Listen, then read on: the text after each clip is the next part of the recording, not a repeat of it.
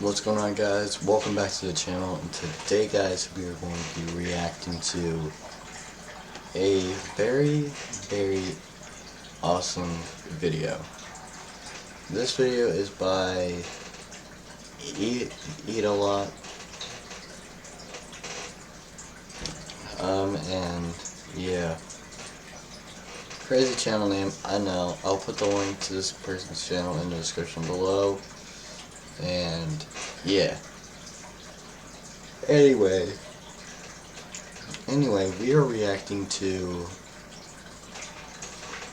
something from a novel, from a horror novel.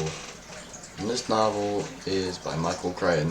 You may know his work on Jurassic Park. I believe Jaws, not Jaws.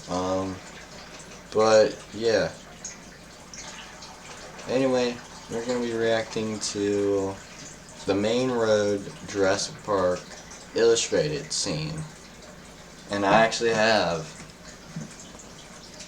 a book I picked up at Barnes & Noble a couple years back.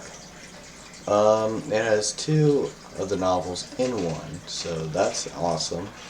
Got Jurassic Park and Jurassic Park: The Lost World on here, so yeah. The main road scene is based off of kind of like the movie, the original movie of Jurassic Park by Steven Spielberg. Honestly, Steven Spielberg's work has been amazing, and yeah. Anyway, we're going to be reacting to this, and it's going to be awesome. And this is a scene from the actual movie, but is a lot darker in the book. So that's exactly what we're going to be watching today, and yeah, it's going to be awesome. So if you guys do love more stuff, make sure you drop a like, subscribe, and hit the bell. You never miss an upload. Anyway, guys, I will put the original Anyway, guys, I'll put the original video in the description below, so go check it out if you don't want to see me react to it. But if you want to see it on the channel here, then it's fine. I'll accept anything you guys want me to do or whatever. Also, comment below what videos you guys want to see on the channel that I will actually do, because I'll do anything on the channel for you guys, as long as it's appropriate. Like YouTube appropriateness, I guess. I don't know. But anyway, let's watch this video in 3, 2, 1. Jurassic Park by Michael Crichton. Read by William Roberts. The main road.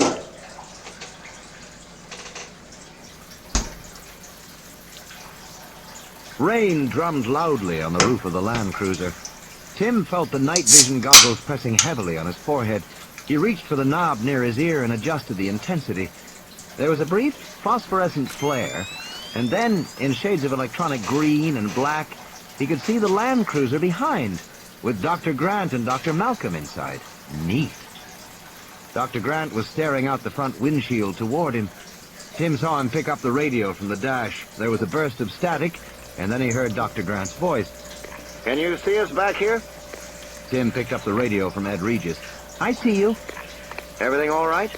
We're fine, Dr. Grant. Stay in the car. We will, don't worry. He clicked the radio off. Ed Regis snorted. It's pouring down rain. Of course we'll stay in the car, he muttered. Tim turned to look at the foliage at the side of the road. Through the goggles, the foliage was a bright electronic green, and beyond he could see sections of the green grid pattern of the fence. The Land Cruisers were stopped on the downslope of the hill, which must mean they were someplace near the Tyrannosaur area. It would be amazing to see a Tyrannosaur with these night vision goggles, a real thrill. Maybe the Tyrannosaur would come to the fence and look over at them. Tim wondered if its eyes would glow in the dark when he saw them. That would be neat. But he didn't see anything, and eventually he stopped looking. Everyone in the cars fell silent. The rain thrummed on the roof of the car. Sheets of water streamed down over the sides of the windows. It was hard for Tim to see out, even with the goggles. "How long have we been sitting here?" Malcolm asked. "I don't know, 4 or 5 minutes. I wonder what the problem is. Maybe a short circuit from the rain." But it happened before the rain really started. There was another silence. In a tense voice, Lex said, "But there's no lightning, right?" She'd always been afraid of lightning, and she now sat nervously squeezing her leather mitt in her hands. Dr. Grant said, What was that? We didn't quite read that. "Just my sister talking." Oh, Tim again scanned the foliage, but saw nothing. Certainly nothing as big as a tyrannosaur. He began to wonder if the tyrannosaurs came out at night. Were they nocturnal animals? Tim wasn't sure if he had ever read that. He had the feeling the tyrannosaurs were all-weather, day or night animals. The time of day didn't matter to a tyrannosaur. The rain continued to pour.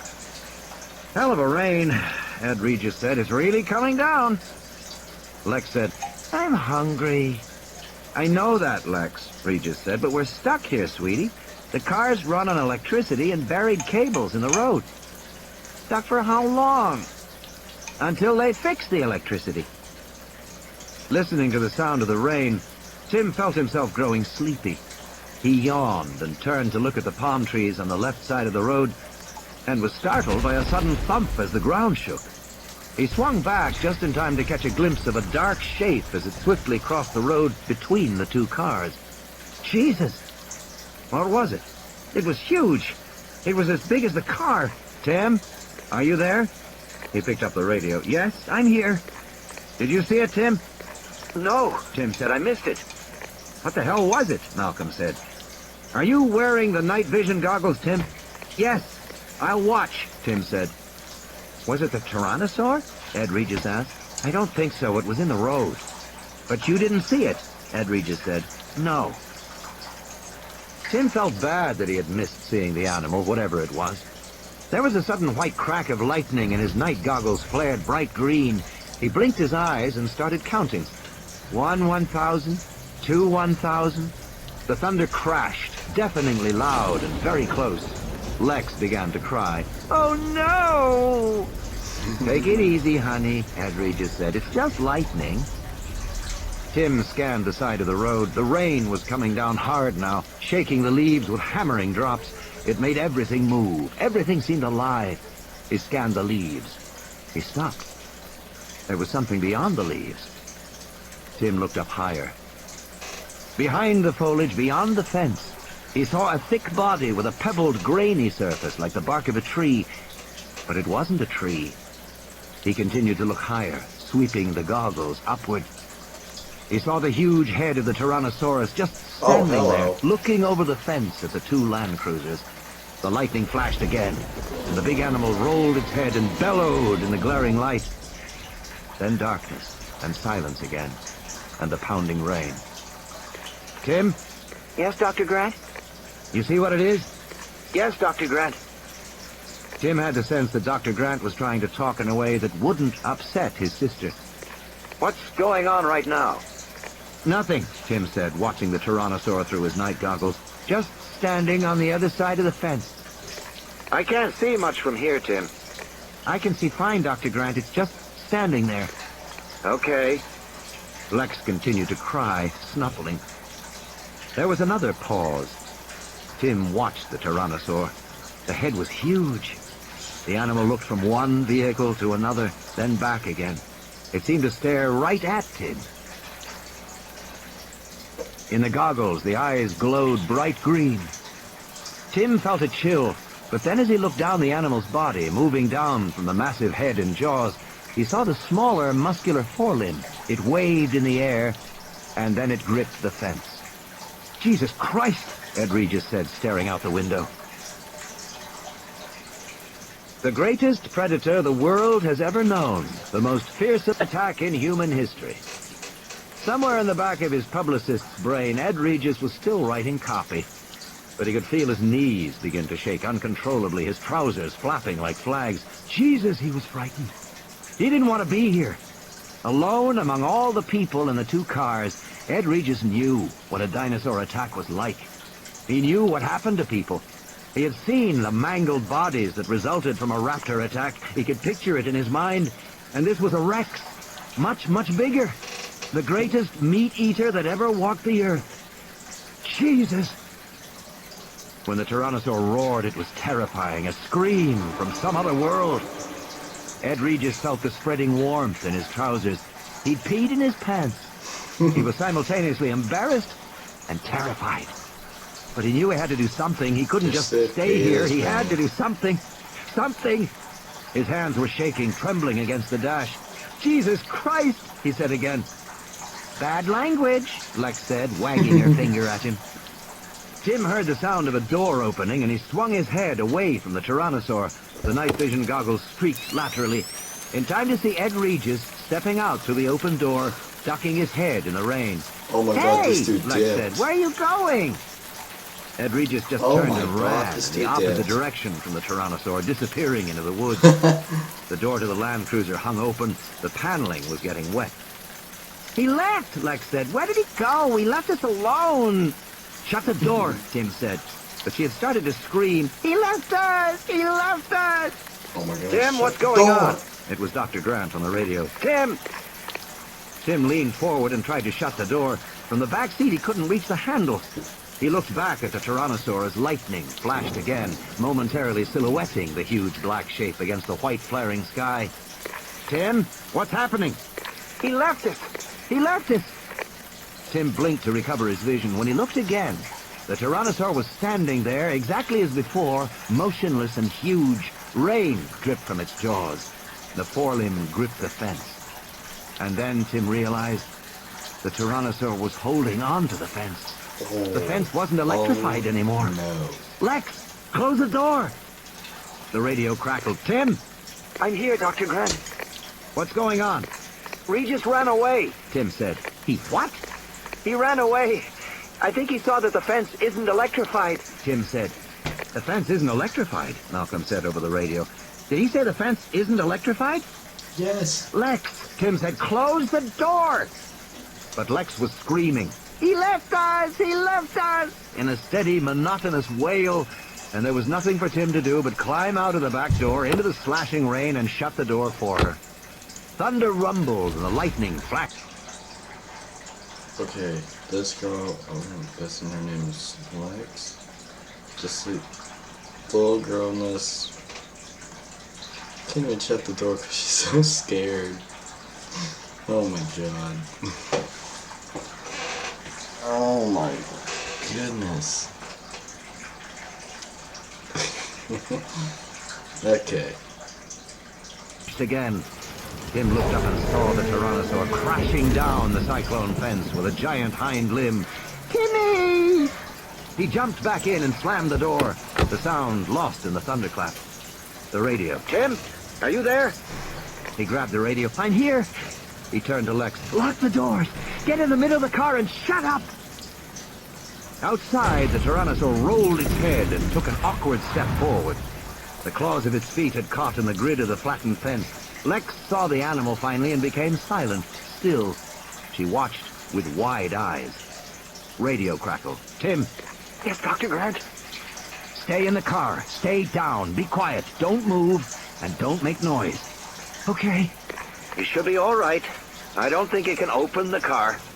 Okay. Just stay quiet so you don't arouse its attention any more than necessary. Okay. Tim clicked the radio off. You hear that, Lex? His sister nodded silently. She never took her eyes off the dinosaur. The Tyrannosaur roared. In the glare of lightning, they saw it pull free of the fence and take a bounding step forward. Now it was standing between the two cars. Tim couldn't see Dr. Grant's car anymore because the huge body blocked his view. The rain ran in rivulets down the pebbled skin of the muscular hind legs. He couldn't see the animal's head, which was high above the roofline. The Tyrannosaur moved around the side of their car. It went to the very spot where Tim had gotten out of the car, where Ed Regis had gotten out of the car. The animal paused there, the big head ducked down toward the mud. Tim looked back at Dr. Grant and Dr. Malcolm in the rear car. Their faces were tense as they stared forward through the windshield. The huge head raised back up, jaws open, and then stopped by the side windows. In the glare of lightning, they saw the beady, expressionless reptile eye moving in the socket. It was looking in the car. His sister's breath came in ragged, frightened gasps. He reached out and squeezed her arm, hoping she would stay quiet.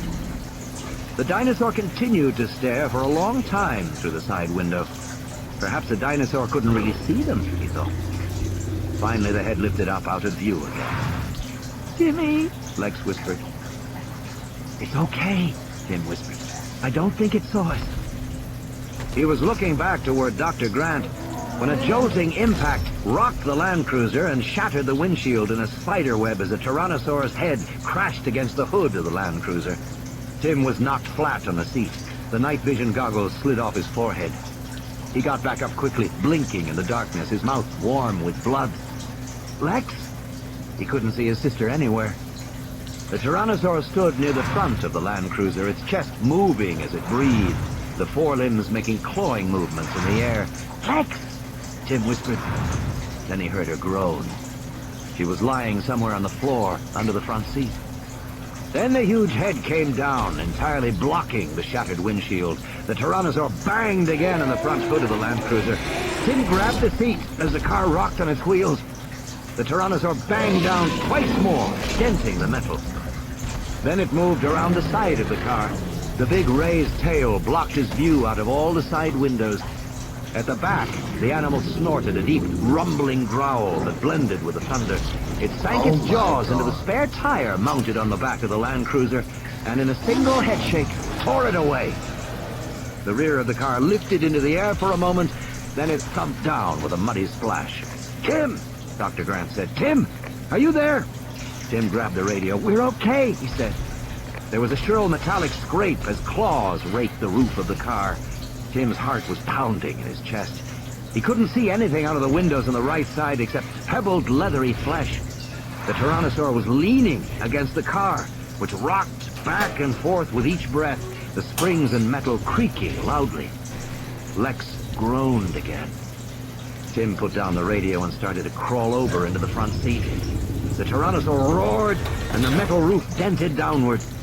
Tim felt a sharp pain in his head and tumbled to the floor onto the transmission hump. He found himself lying alongside Lex, and he was shocked to see that the whole side of her head was covered in blood. She looked unconscious. Oh my God. There was another jolting impact, and pieces of glass fell all around him. Tim felt rain. He looked up and saw that the front windshield had broken out. There was just a jagged rim of glass, and beyond, the big head of the dinosaur, looking down at him. Tim felt a sudden chill, and then the head rushed forward toward him, the jaws open. There was the squeal of metal against teeth, and he felt the hot, stinking breath of the animal, and a thick tongue stuck into the car through the windshield opening. The tongue slapped wetly around inside the car. He felt the hot lather of dinosaur saliva, and the Tyrannosaur roared, a deafening sound inside the car. The head pulled away abruptly. Tim scrambled up, avoiding the dent in the roof. There was still room to sit on the front seat by the passenger door. The Tyrannosaur stood in the rain near the front fender. It seemed confused by what had happened to it. Blood dripped freely from its jaws. The Tyrannosaur looked at Tim, cocking its head to stare with one big eye. The head moved close to the car, sideways, and peered in. Blood spattered on the dented hood of the Land Cruiser, mixing with the rain. "It can't get to me," Tim thought. "It's too big." Then the head pulled away, and in the glare of lightning he saw the hind leg lift up, and the world tilted crazily as the Land Cruiser slammed over on its side, the windows splashing in the mud. He saw Lex fall helplessly against the side window, and he fell down beside her, banging his head. Tim felt dizzy. Then the Tyrannosaur's jaws clamped onto the window frame, and the whole Land Cruiser was lifted up into the air and shaken. "Timmy!" Lex shrieked, so near to his ear that it hurt. She was suddenly awake, and he grabbed her as the Tyrannosaur crashed the car down again. Tim felt a stabbing pain in his side, and his sister fell on top of him. The car went up again, tooting crazily.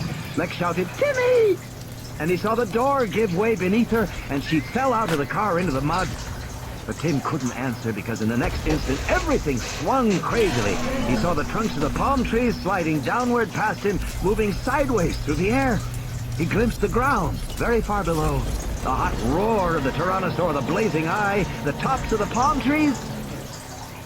And then, with a metallic scraping shriek, the car fell from the Tyrannosaur's jaws, a sickening fall, and Tim's stomach heaved in the moment before the world became totally black and silent. In the other car, Malcolm gasped. Jesus, what happened to the car? Grant blinked his eyes as the lightning faded. The other car was gone. Grant couldn't believe it. He peered forward, trying to see through the rain-streaked windshield. The dinosaur's body was so large, it was probably just blocking... No. In another flash of lightning, he saw clearly the car was gone. What happened? Malcolm said. I don't know. Faintly over the rain, Grant heard the sound of the little girl screaming. The dinosaur was standing in the darkness on the road up ahead, but they could see well enough to know that it was bending over now, sniffing the ground, or eating something on the ground. Can you see? Malcolm said, squinting. Not much, no, Grant said. The rain pounded on the roof of the car. He listened for the little girl, but he didn't hear her anymore. The two men sat in the car, listening. Was it the girl? Malcolm said finally. It sounded like the girl. It did, yes. Was it? I don't know, Grant said. He felt a seeping fatigue overtake him. Blurred through the rainy windshield, the dinosaur was coming toward their car. Oh, no. Slow, ominous strides coming right toward them. Malcolm said, you know, at times like this one feels, well, perhaps extinct animals should be left extinct. Don't you have that feeling now? Yes, Grant said. He was feeling his heart pounding. Do you, have any suggestions about what we do now? I can't think of a thing, Grant said. Malcolm twisted the handle, kicked open the door, and ran. But even as he did, What? Grant could see he was too late. The Tyrannosaur too close. Oh my goodness. There was another crack of lightning, and in that instant of glaring white light, Grant watched in horror as the Tyrannosaur roared and leapt forward. Grant was not clear about exactly what happened next. Malcolm was running, his feet splashing in the mud. Oh. The Tyrannosaur bounded alongside him and ducked its massive head, and Malcolm was tossed into the air like a small doll. By then, Grant was out of the car too, feeling the cold rain slashing his face and body. The Tyrannosaur had turned its back to him, the huge tail swinging through the air. Grant was tensing to run for the woods, when suddenly the Tyrannosaur spun back to face him Oh, God. and roared. Grant froze. He was standing beside the passenger door of the Land Cruiser, drenched in rain. He was completely exposed, the Tyrannosaur no more than 8 feet away. The big animal roared again. At so close a range, the sound was terrifyingly loud. Grant felt himself shaking with cold and fright. He pressed his trembling hands against the metal of the door panel to steady them. The Tyrannosaur roared once more, but it did not attack. It cocked its head and looked with first one eye, then the other at the Land Cruiser, and it did nothing. It just stood there. What? What was going on? Huh. The powerful jaws opened and closed. The Tyrannosaur bellowed angrily, and then the big hind leg came up and crashed down on the roof of the car. The claws slid off with a metal screech, barely missing Grant as he stood there still unmoving. The foot splashed in the mud. The head ducked down in a slow arc, and the animal inspected the car, snorting. It peered into the front windshield. Then, moving toward the rear, it banged the passenger door shut and moved right toward Grant as he stood there. Grant was dizzy with fear, his heart pounding inside his chest. With the animal so close, he could smell the rotten flesh in the mouth, the sweetish blood smell, the sickening stench of the carnivore. He tensed his body, awaiting the inevitable. Hold on, pause. If a T-Rex was in front of me, I stood still, not doing nothing, I would be in the same position as Alan Grant in this situation. To be honest, I would be doing nothing but pooping my pants. There would be pee in my pants. just like the one dude in this video. Honestly, this is really, really awesome. Anyway, let's get back into this. The big head slid past him, toward the rear of the car. Grant blinked. What had happened? Was it possible the Tyrannosaur hadn't seen him? Oh. It seemed as if it hadn't, but how could that be? Grant looked back to see the animal sniffing the rear-mounted tire. It nudged the tire with its snout, and then the head swung back. Again, it approached Grant. This time the animal stopped, the black flaring nostrils just inches away. Grant felt the animal's startling hot breath on his face. But the Tyrannosaur wasn't sniffing like a dog, it was just breathing. And if anything, it seemed puzzled. No, the Tyrannosaur couldn't see him, not if he stood motionless. And in a detached academic corner of his mind, he found an explanation for that, a reason why. The jaws opened before him, the massive head raised up. Grant squeezed his fists together and bit his lip, trying desperately to remain motionless, to make no sound. The Tyrannosaur bellowed in the night air. But by now, Grant was beginning to understand. The animal couldn't see him, but it suspected he was there somewhere, and was trying with its bellowing to frighten Grant into some revealing movement. So long as he stood his ground, Grant realized he was invisible. In a final gesture of frustration, the big hind leg lifted up and kicked the Land Cruiser over, and Grant felt searing pain and the surprising sensation of his own body flying through the air. It seemed to be happening very slowly, and he had plenty of time to feel the world turn colder and watch the ground rush up to strike him in the face.